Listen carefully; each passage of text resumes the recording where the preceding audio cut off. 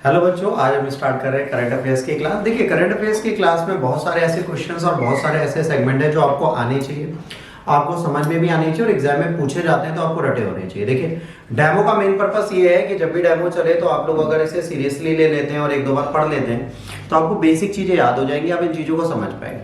तो इस डेमो को थोड़ा सीरियसली लिया करिए। एक दो दिन का और डेमो होगा, उसके बाद फिर रेगुलर क्लास में जो एनरोल करेंगे वही इस क्लास को ले पाएंगे।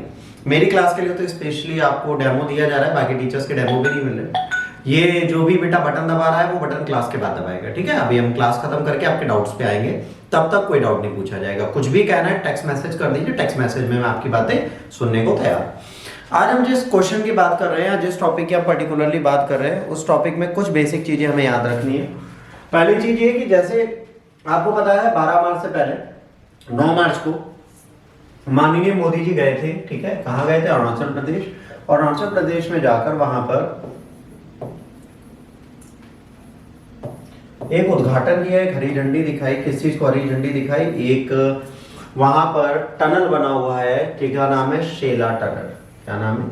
शेला टनल। ये जो शेला टनल है ये बहुत ज्यादा न्यूज में था, बहुत इंपॉर्टेंट प्रायोरिटी रखता था।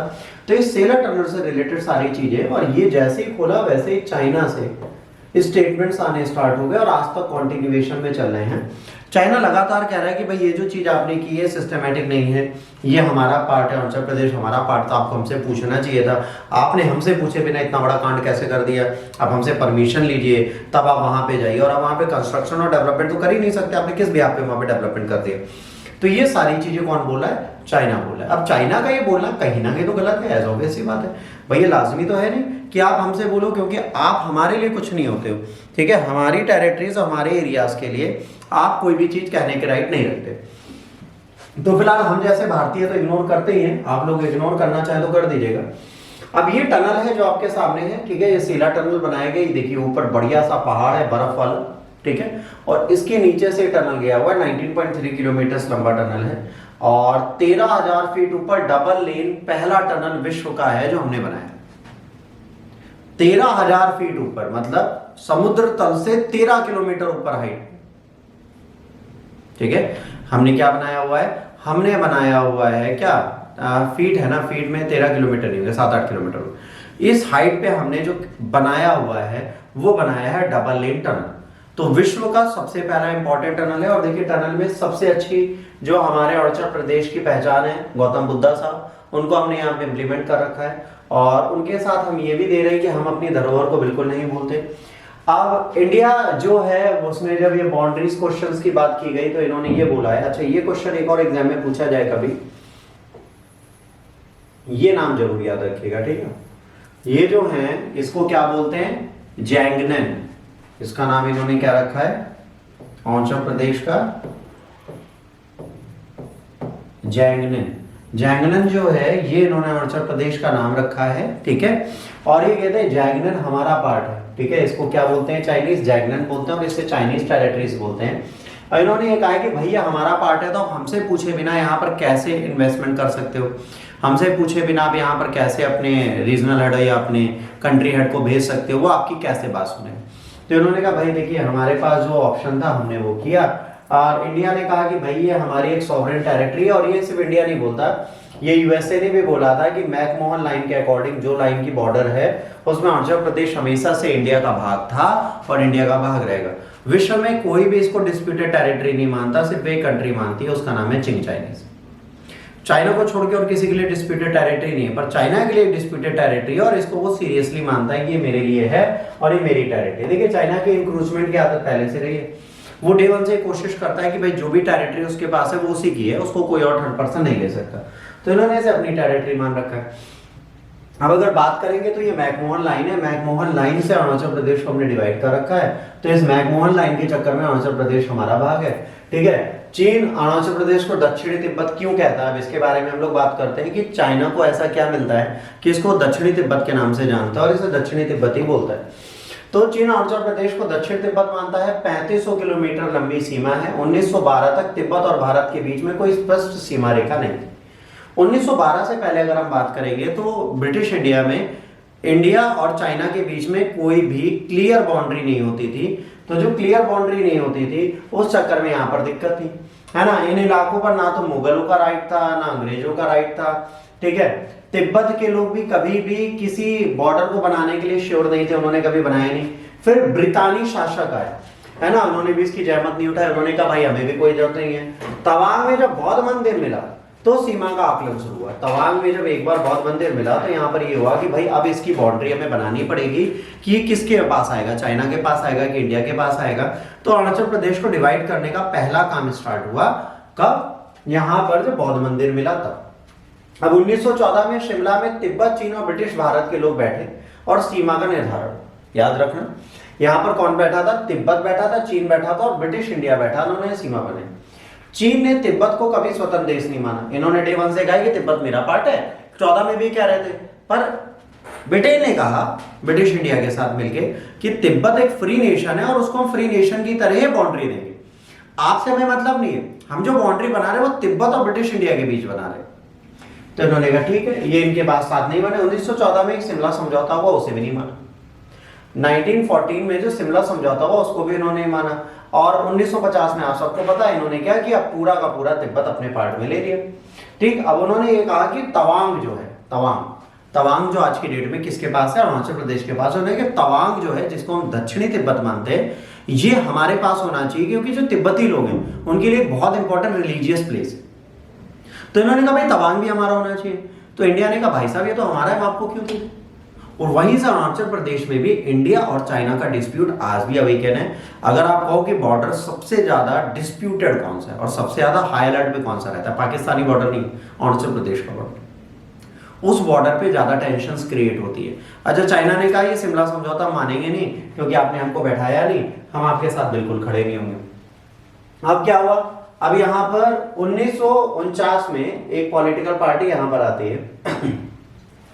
ठीक, ये पॉलिटिकल पार्टी आती है किसके पास, मात्सो तुंग की पीपुल्स रिपब्लिकन ऑफ चाइना का गठन हुआ 1 अप्रैल 1950 को। भारत ने इसको मान्यता दे दी और क्या हुआ, राजनीतिक संबंध बने। चाइना में भी भाई एक डेमोक्रेसी गवर्नमेंट नहीं पर हाँ गवर्नमेंट आई, उस गवर्नमेंट को इंडिया ने मान्यता दे दी। और चीन को तवज्जो देने वाला पहला गैर कम्युनिस्ट देश भारत बना। याद रखना, एग्जाम में पूछा जाए, गैर कम्युनिस्ट पहला देश चाइना को जो सपोर्ट कर रहा था वो इंडिया था। 1954 में तिब्बत को लेकर भारत ने चीन की संप्रभुता स्वीकार कर ली। उन्होंने कहा ठीक है तिब्बत आपका, कोई बात नहीं। मतलब भारत ने मान लिया तिब्बत चीन का हिस्सा है। इन्होंने क्या कहा, भारत ने कह दिया कि जो तिब्बत है वो चाइना का है, हमें कोई दिक्कत नहीं, आप चीन को दे दो। फिर और यहां पर एक डायलॉग चला हिंदी चीनी भाई भाई, मतलब उस टाइम पे जो नेहरू साहब थे वो ये चाहते थे कि यहाँ पे डिस्प्यूट ना रहे। मेरी वॉइस नहीं आ रही, जो चेक करो किसको और नहीं आ रही, और किसको भाई मेरी वॉइस नहीं आ रही। यहां से तो बिल्कुल सही चल रही है। भावना नेटवर्क से रिकनेक्ट और डिस्कनेक्ट करके फिर से देखो, आवाज तो आ रही है बेटा, आवाज तो आ रही है।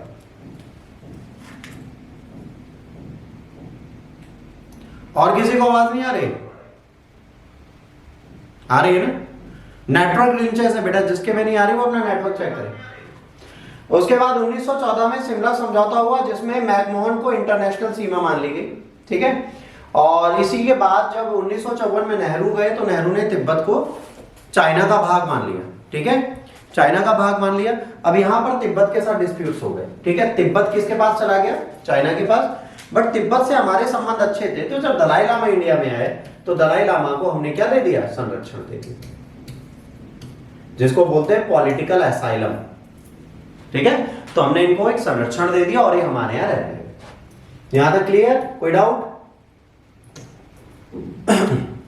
इसके बाद जून 1954 से जनवरी 1957 के बीच में चीन के पहले प्रधानमंत्री जिनका नाम चाओ एन लाई है ना, भारत के दौरे पर आए। अक्टूबर 1954 में नेहरू भी उनके दौरे पर गए। 1950 में चीन ने तिब्बत पर हमला शुरू कर दिया और अपने नियंत्रण में ले लिया। चीन के हमले से पूरे के पूरे इलाके की जियोपॉलिटिकल कंडीशन बदल गई। अब यहाँ पर क्या हुआ, अस्कई चीन जो था वहां पर भी पश्चिम रास्ते से इन्होंने क्या किया, 179 किलोमीटर लंबी सड़क बना ली। अब इंडिया से पूछे बिना इंडिया के कश्मीरी वाले भाग में भी इन्होंने एक रोड बना ली। अब इनकी पहली भिड़ंत, जब बात करेंगे चीन के साथ संबंध अच्छे होते हुए, पहली भिड़ंत जो हुई थी हमारी वो हुई थी 25 अगस्त 1959। इस टाइम पे पहली बार हम लोगों ने युद्ध किया और इस युद्ध में क्या हुआ, गोलाबारी हुई और काफी लोगों ने हमला किया। इसी साल फिर 21 अक्टूबर को दोबारा गोलाबारी हुई। तो पहले दो युद्ध जो इनकाउंटर किए गए वो किए गए 1959 25 अगस्त और 21 अक्टूबर 1959 को दो युद्ध यहां पर हो गए। अब जो दूसरा युद्ध अक्टूबर में, उसमें 17 भारतीय सैनिकों की मौत हुई और इन्होंने कहा कि ये चीज हमने आत्मरक्षा के लिए की थी, तो नेहरू ने फिर इसको इग्नोर कर दिया। मतलब नेहरू की गलती क्या थी उस टाइम पे, अगर आप जेन्युइनली बात करें, नेहरू साहब इग्नोरेंस रखते थे। वो चाह रहे थे कि हमारे आसपास के रिश्ते हर कंट्री से अच्छे, तिब्बत तुम ले लो, फिर इंदिरा गांधी है, उन्होंने कचुदीवी आइलैंड श्रीलंका ले ले, समझिए। तो ये लोग बांटते थे। भाई बांटने से जियोपॉलिटिकल कंडीशन अच्छी नहीं होती, बिगड़ती है। अगर आप मुद्दा सुलझाना चाहते हैं तो जम्मू कश्मीर का मुद्दा 70-80 साल थोड़े ना टिकता।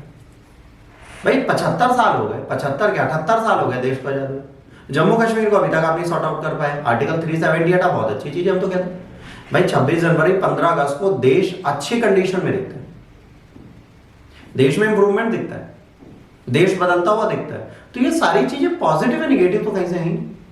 ठीक, अब इसके बाद ये युद्ध हुआ। युद्ध के बाद ऐसा हुआ कि इनके हमले के बाद चीजें बिगड़ी और यहीं से भारत और चाइना के संबंध बिगड़ते गए और दक्षिण तिब्बत को इन्होंने अपने साथ रखना स्टार्ट कर दिया।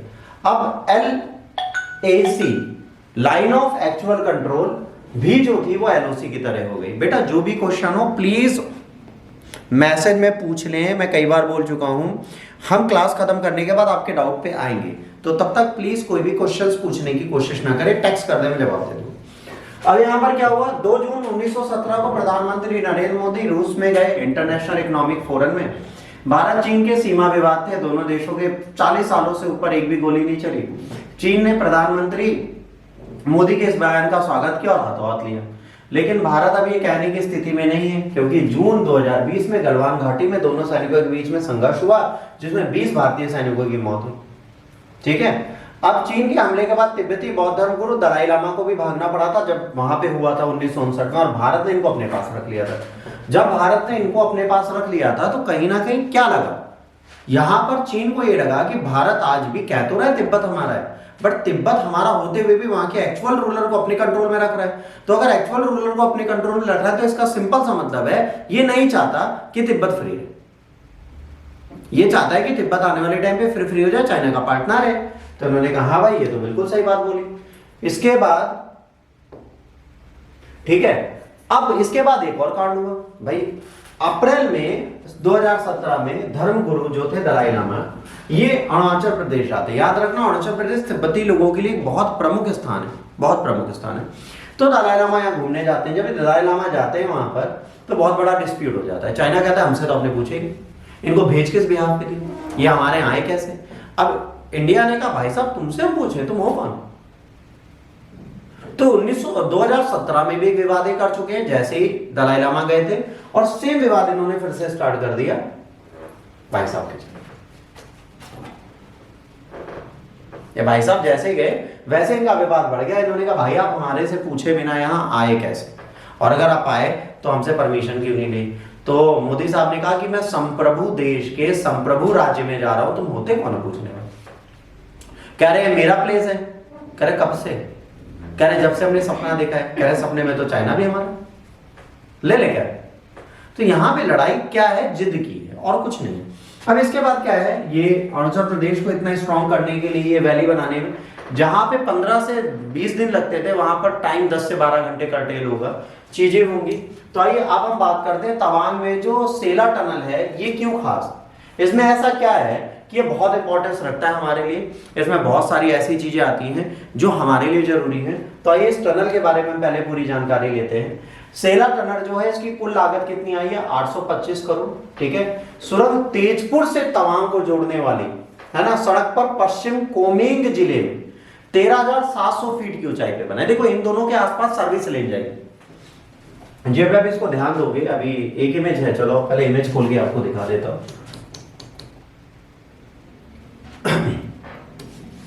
ये इस इमेज में अगर आप ध्यान से देखेंगे, मतलब ध्यान देना पड़ेगा क्योंकि बहुत ब्लर होती है। ठीक है, जब बड़ा करते हैं तो बड़ी होती नहीं है कुछ इमेजेस। तो यहाँ पे थोड़ी दिक्कतें आपको दिखेंगी, बड़े देखिए यहाँ पर ये लिंक रोड है, ठीक है, ये जो रोड जा रही है ये लिंक रोड है, यहाँ से टनल स्टार्ट हो गया।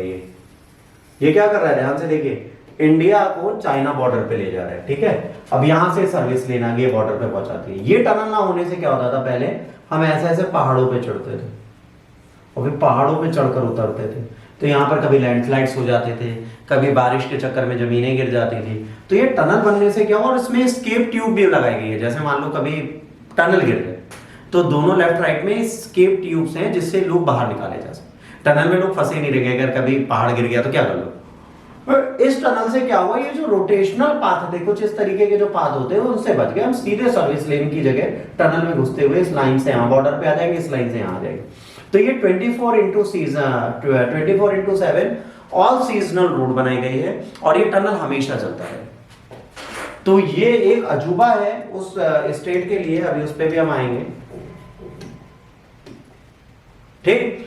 नरेंद्र मोदी ने इसको 9th को इनॉग्रेट किया और 825 करोड़ रुपए की लागत में बनी है, ठीक है। अब इसकी नींव रखी गई थी 2019 में, 2019 से आज चल रहा है 24। कंस्ट्रक्शन का टाइम फ्रेम हमने डाउन किया आज की डेट में।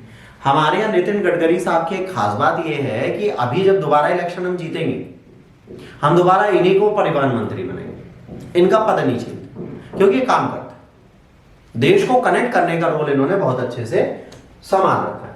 अब इस टनल की जरूरत ये हुई, सेला दर्रे पर वर्तमान में भारतीय सेना के जवान और क्षेत्र के लोग तवांग पहुंचने के लिए बलीपारा और चारीद्वार रोड का उपयोग कर रहे हैं।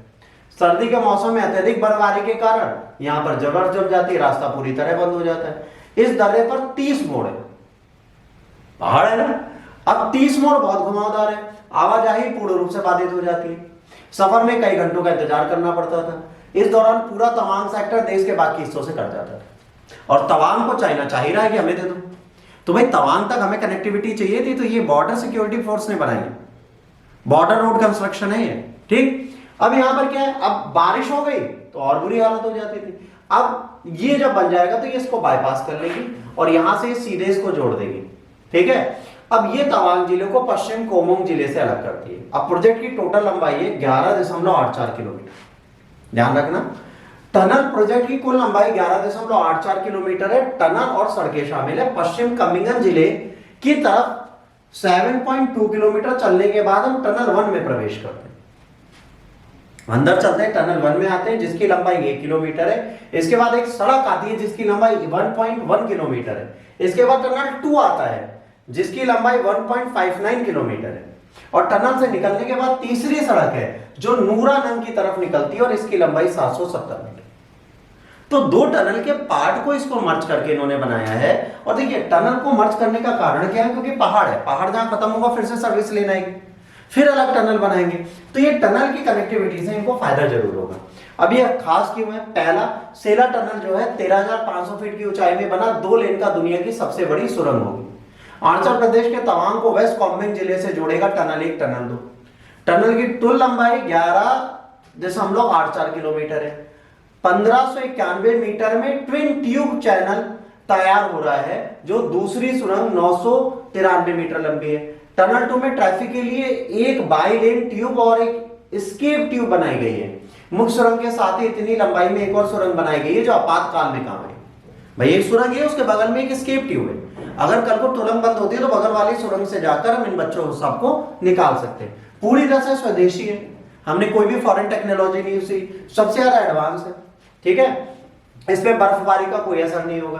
प्रोजेक्ट के तहत 2 सड़कें 7 किलोमीटर 1.3 किलोमीटर लंबी बनाई गई है। टनल के उद्घाटन के साथ ही अब क्या होगा, 6 किलोमीटर की दूरी और कम हो जाएगी, ठीक है। अब इसके साथ 1.5 घंटे की समय की बचत होगी। जो घुमाव होते हैं वो किसी भी डिस्टेंस को लंबा कर देते हैं।